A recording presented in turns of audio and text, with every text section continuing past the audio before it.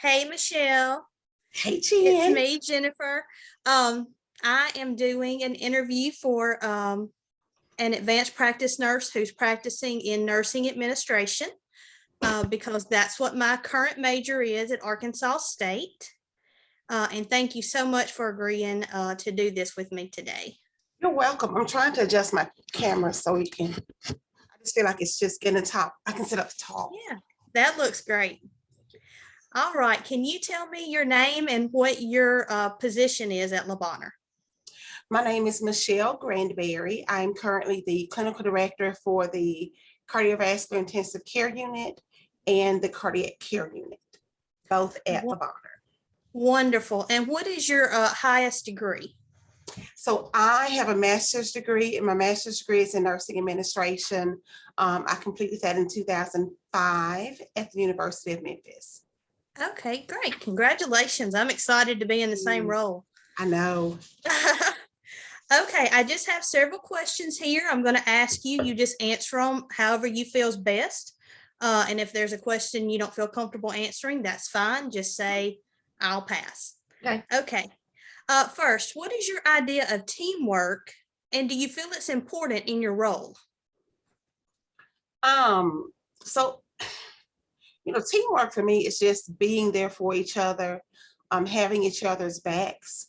I think it goes beyond at the bedside level. So the teamwork that I promote among my staff consists of, helping with tasks and relieving for lunches and doing things of that sort.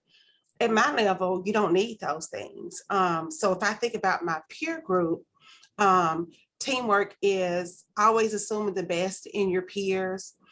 It means knowing that, even if something is said or done that kind of rubs you the wrong way, you can't take that to heart because you know your team. The other thing about teamwork at my level is that if I'm a staff nurse who works in the CVICU, that is my team.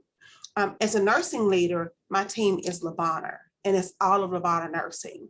So, we're faced with lots of staffing challenges right now. And one of the things that my CVICU nurses are struggling with is the fact that when we're adequately staffed, they actually pull our nurses to other units to help staff those units. And, I have to tell them, our team is bigger than our 10 beds on the second floor. So, just helping your team members think outside, or your kind of subordinates, I don't like that word, but you're the people you lead, helping them think outside just the four walls of their unit to understand that their resources are needed in other places as well. Having said that, pulling people from units that are adequately staffed and making those units short to make other units less short, as a leader, it doesn't feel good. So for me, that teamwork extends beyond that into still having that mutual respect for my peers who are, stealing my nurses, because in some instances, like on the 9th floor, I'm stealing my peers' nurses.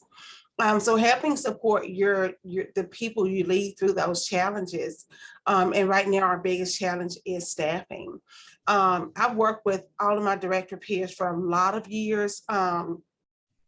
Even the one that I've known the shortest, I've known for 5 years and worked with her as a director peer for 5 years. So I think we have an amazing relationship. We rely on each other a lot.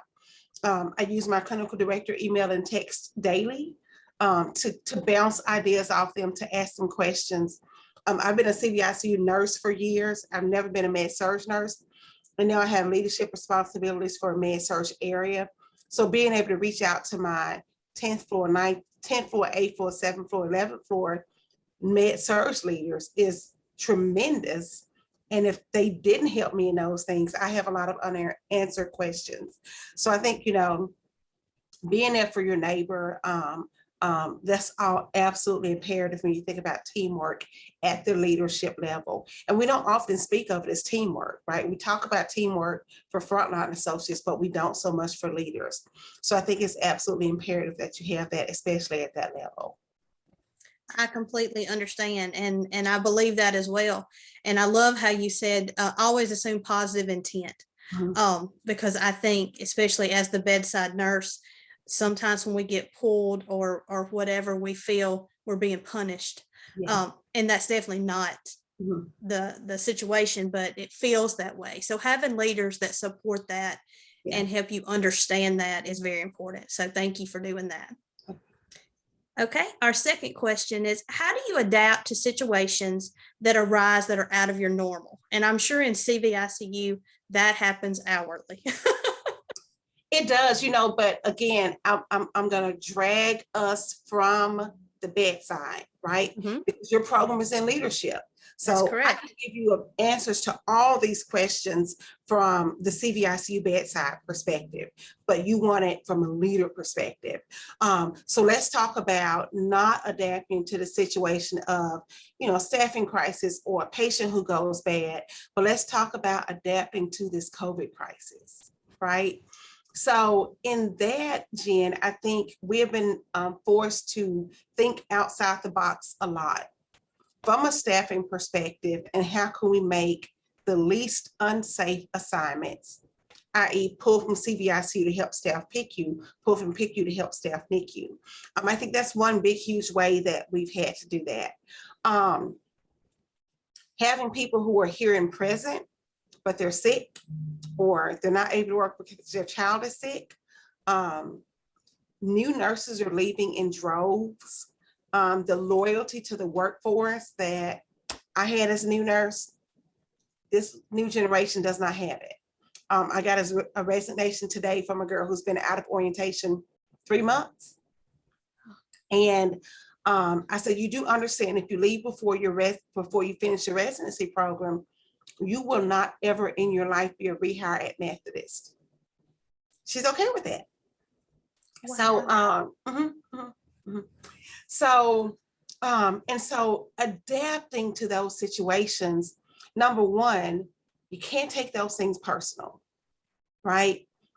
Which is very difficult because, in my mind, you are a team member who, kind of, I feel like when you come on board, you're pledging a loyalty to the team you're joining, but you leave them high and dry because another opportunity comes up, or because you get a schedule that you like, or because you don't have to work weekends here, or because you don't have to work nights here.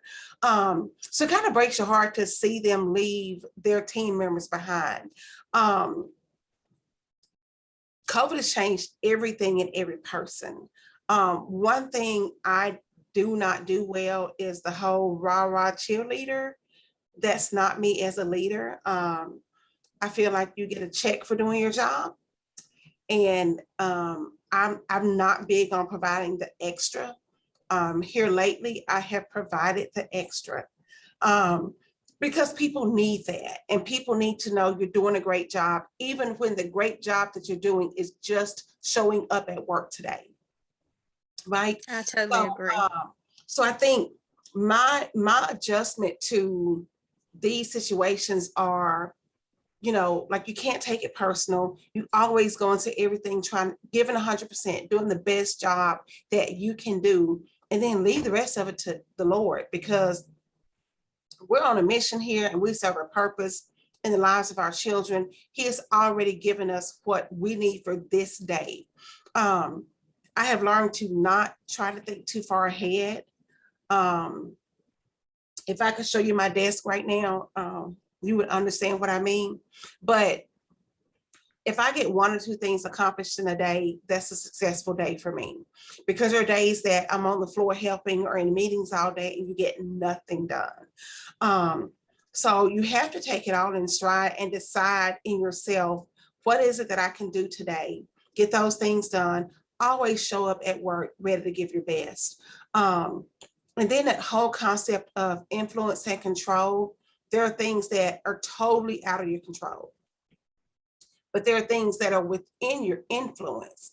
And so you influence the things that you can, but then those things you can't control, you have to just let them go, because if there's nothing you can do about it, people get up in arms about different things. That's never been my style. And I just kind of go with, you play the hand that you're dealt, right? So that's how I adapt and adjust. I just play the hand that I'm dealt, and I play it to the best of my ability. And COVID has taught us how to do that, and we've had to do it for resources than we've done it with in the past. Right. Yeah, I agree with that. If you come to work and do your best, it will all fall into place. It may not look the way you think it should look, but it works out. And that actually answered number 3, which was time management skills. You addressed that within that Yeah. question. Just prioritize and Yep. do with it what you can. You do. And I think you've kind of addressed your leadership and management style, but if you want to elaborate on that a second, you can. I think I've always in life, I've been a supporter and an encourager. And that is absolutely what I do as a leader. The HR director has told me for years that I treat my people like they're my children and I do too much for them. But it's just who I am as a person. It's who I am as a mom. It's who I've been as a family member, even to my older sister. Everybody always talks about how they think I'm the oldest because I'm just that caretaker. And that's the way I am for my team as well. It really, I think it's a good thing, but it can also be to a fault because I probably do support them a little more than I should. But, some of your people are in a place where they need that. Like I have some nurses who are making decisions about school or family. One girl came to me asking about, should she buy a house? Like all these things, and they'll come and sit and just talk. And you have others who make all these huge plans and you find out they've done it. And I'm like, that's the wrong thing. No, you should have done that. So I am very hands-on. I make time to make connections with my people. I want to know about your children and your husband and your dog and where you're from and all those things. And I think that keeps me connected with my people. The younger generation is not as open to that as I don't know what generation it would be. My 27, 28-year-olds, they're good with it. My 21, 22-year-olds are still trying to, I think, figure out, is this real? Or is she trying to get some inside information on us? So I do, I'm a very hands-on leader. I try to provide the tools and resources for our people to do their work. I listen, I let them drive their practice. We have a unit council on both floors, and they make those clinical decisions for the unit. How do we do rounds? How do we adjust the supplies that are in the drawers in the patient room so that the supplies y'all use most are right there instead of being in the middle of a unit in the supply room. So I would hope my team would say the same thing about me. I do have very high expectations. And my teams will tell you that I make them do things that other directors don't make their teams do. But they're the things that they're supposed to be doing. And it's not anything that I wouldn't get in there and do with you. So I do have high expectations, but these patients and their families deserve it. They deserve our very best every time we walk through this door. And if you can't give that, go home and try again tomorrow. I will take over your assignment, but we have to give our best every single time we're here. I totally agree with that. Our families and patients do deserve the best. Absolutely. And having that personal touch with the communication is, for me as a nurse with my leader, that's very important. I love it. Because you feel like a person, not just an employee. So I think that's a great leadership style. And the next question was on communication. You just hit on that. So that's great. So what motivates you every day? Like if you don't feel like you want to come, but you have to, what pushes you to do your best every day? Number one, I need a job. So I have to work. Number one. That's not number one. So I frequently tell people like this, the clinical director role is probably it is the most difficult role I've done because there's so much responsibility and the weight of the world, which your unit is your world, is right here on these shoulders. And it gets hard. It gets hard. Like when you're corrected for sending a response to an email and somebody tells you, well, you shouldn't have said that, or we're not talking about that yet, or those things, like they were on you. And for me, when I struggle with those things, I go out and see patients. I walk out on the floor. It's like, people talk about pet therapy and how we need pets at work. I don't. I mean, I'm not a pet person. I need patients at work. So if I get in a rut, I get up from my desk, I walk out and I round and I go speak to parents. I speak to families. I look at babies. I feed babies. I change babies. And it turns your day around immediately. Like, you're so thankful, number one, to be blessed to work at a place like the Bonner. Number two, to have all these babies, to be able to see them get better and get out of the hospital. And number three, it reminds you that could have been my child, and it's not. I get to go home to mine every day. My nieces, my nephews, all of them are healthy. So it just puts you in a different place. And it puts me, I don't know if you went through the Cindy Delaney Power One training, but it talks about the mood elevator. Like, it puts you at grateful on your mood elevator, even when you may have been what I call down in the basement, down by powerless. It just puts you at a point of being grateful and thankful for all that you are blessed to have, and to be able to provide such a service to patients and families who are probably going through the absolute worst times of their lives. So for me, it's just that, it's being able to give back at a time when I feel like I've been blessed with so much. Right. And that's my goal as being a leader and being a nurse administration, is to be the person that I can go in and see those families and those patients, and my staff see me be a real person and love on those people and give them the best. Right. Is one of my goals, because I think leaders like that will make a difference. Absolutely make a difference. And it shows your staff that it's okay to take time away from the assessment or the starting the IV or putting NG tube in, starting the medication. Like, these are people. Don't just go do stuff to them. Spend time with them, getting to know them, call them by their name, care enough to say, hey, Jen, how's your day?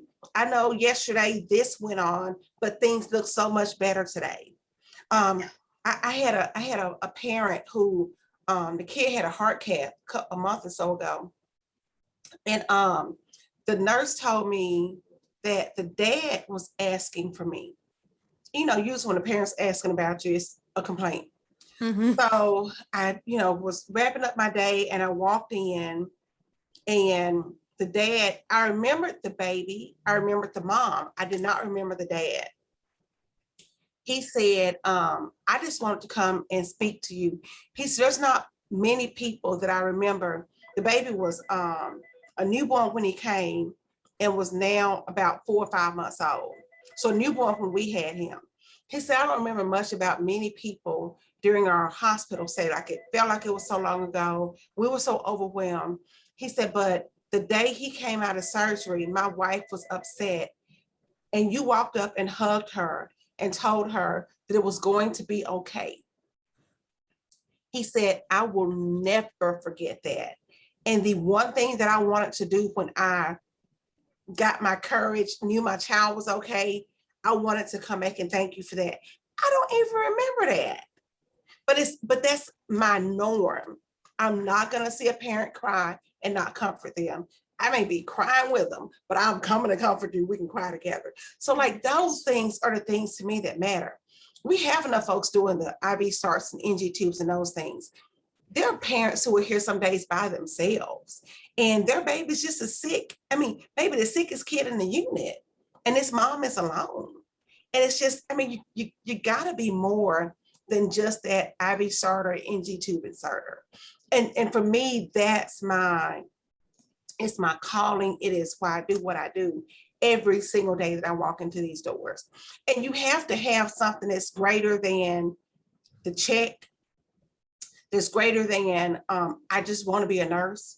Because when you don't get the raise that other people get, and when patients die, you have to have more motivation to come to work than just it's a job. In this place you do. And I'm so thankful that I have that motivation all around me. And as Well, a I leader, definitely. I'll tell you something else that's really awesome as a leader. When I became a clinical director, my son had just graduated high school in May. I became a clinical director in November. Bad empty nest, bad. And he was still at home going to college, but bad empty nest, right? So I guess it was about a year or so later when I interviewed this guy, and he was telling me something about high school, and he happened to say that he graduated in 2012. That's the year my child graduated.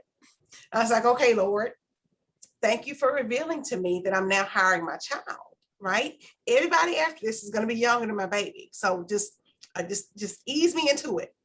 But taking these same new people who walk into your office not knowing what a syringe pump is, and them going to become nurse practitioners and charge nurses and ECMO specialists and PCCs and leaders, like that is like growing your child up and getting them ready for graduation 60 million times for every person that you hire and bring into your unit. So it's such a rewarding experience to see, my little Allie that I hired in 2012 is now a mom of almost 4, and she's been a PCC, and she's got all these things. It is so rewarding. And you'll get to see that nonstop as a nurse leader. It's amazing. It's amazing. I love seeing your excitement about it. That Oh my God, it's so amazing. it makes me know that I'm doing the right thing. Absolutely. Because Absolutely. we think a lot alike. Yeah. It's amazing. Yeah. And I agree that it's not a job. Mm-hmm. It's a calling. Yeah, it is. It is. It's such a calling. I definitely agree with that. Yeah. So how, as a leader, do you deal with ethics and values? Because I know you see different scenarios where you might have a different feeling on it than the person you're dealing with. So kind of how do you deal with that? My spirituality is a big part of my life. And I think if I have a struggle in nursing, it is separating the spiritual side from the medical side, right? And I'll give an example. We had a patient who was not expected to survive the hospital stay. She had been there forever. I'd taken care of her since she was a baby. Her mom and I knew each other, and she would ask me things, and I knew she was also a woman of faith. And I would find myself answering her from a spiritual standpoint. And that confused her, because then when we rounded, I would give input from a medical standpoint. And so the way I had to start dealing with her was when she would ask me as a question, I would ask her, do you want me to answer as a mother and a woman of faith, or do you want me to answer as a nurse with medical knowledge? And she may start out, do the mom first, then do the nurse, or do the nurse first and then do the mom. So I think, like, for me, I've always said, if I'm ever, on my deathbed, do not ever withdraw support from me.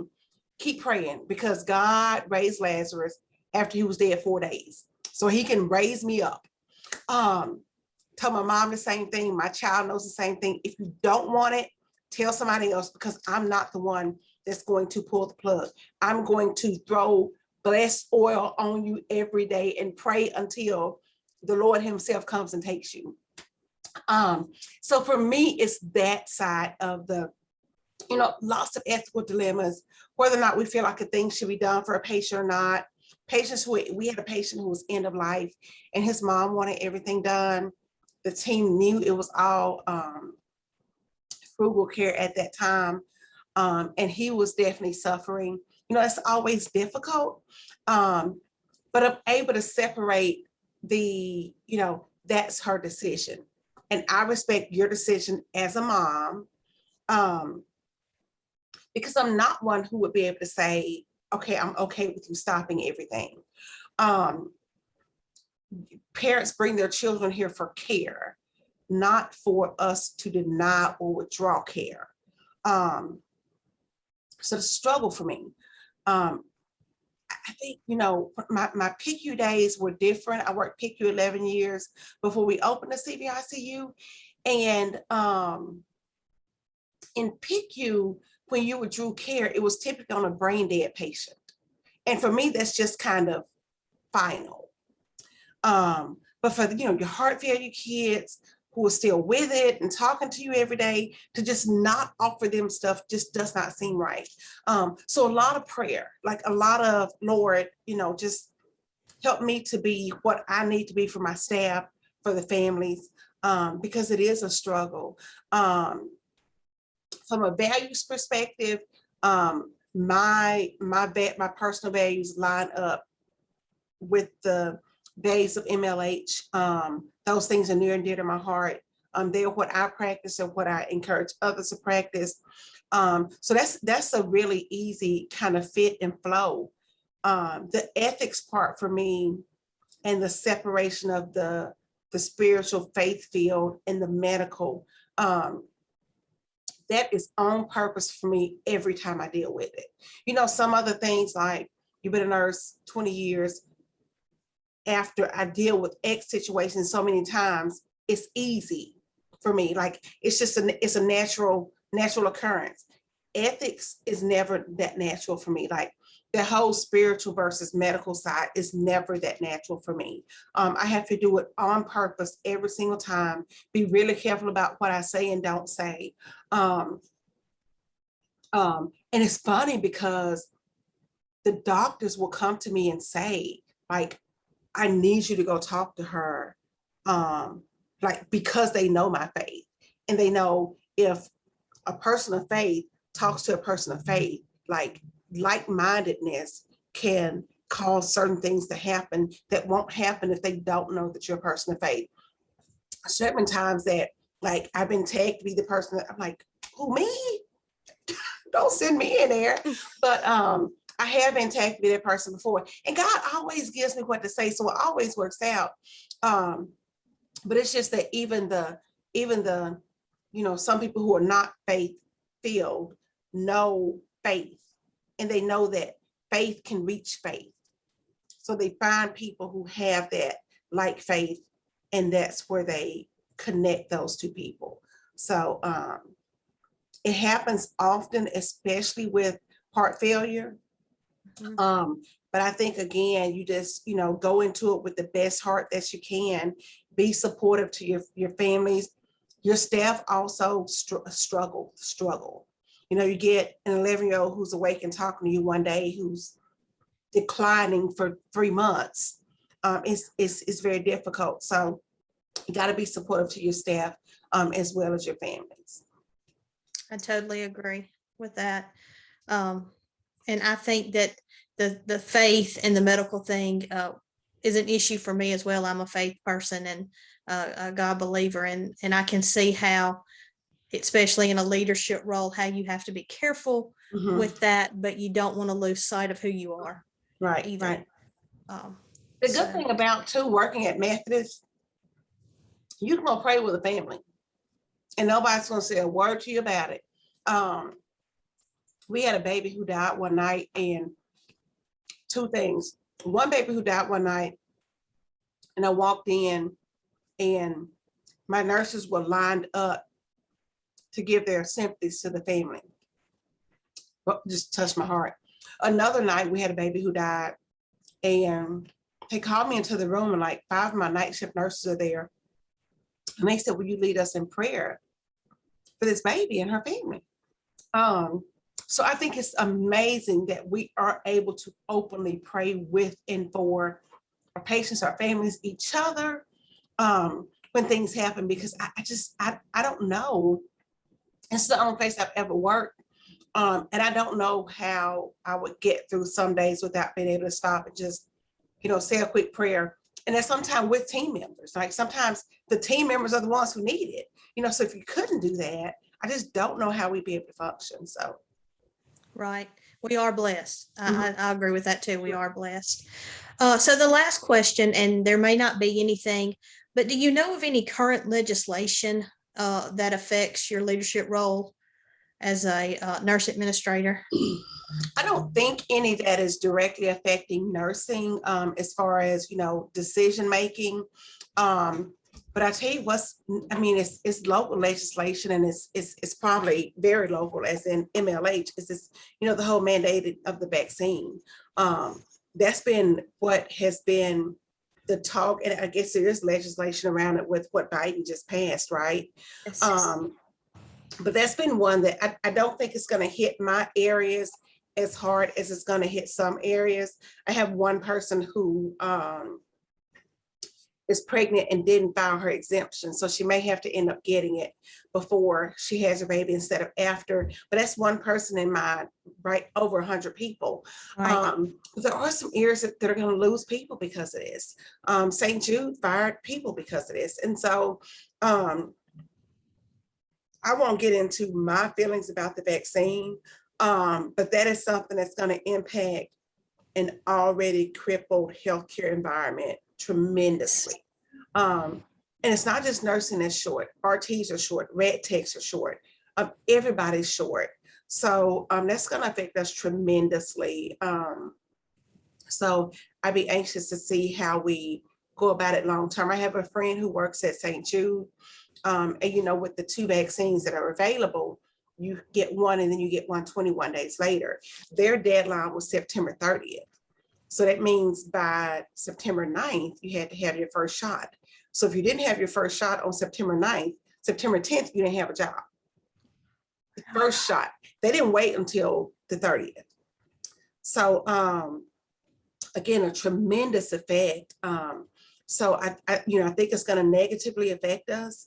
I think it is something that kind of hurts the image of the organization when it's forced so early. And people had some valid concerns about not getting it, and I respect that. But I think it's gonna hurt us. It's definitely not gonna help us.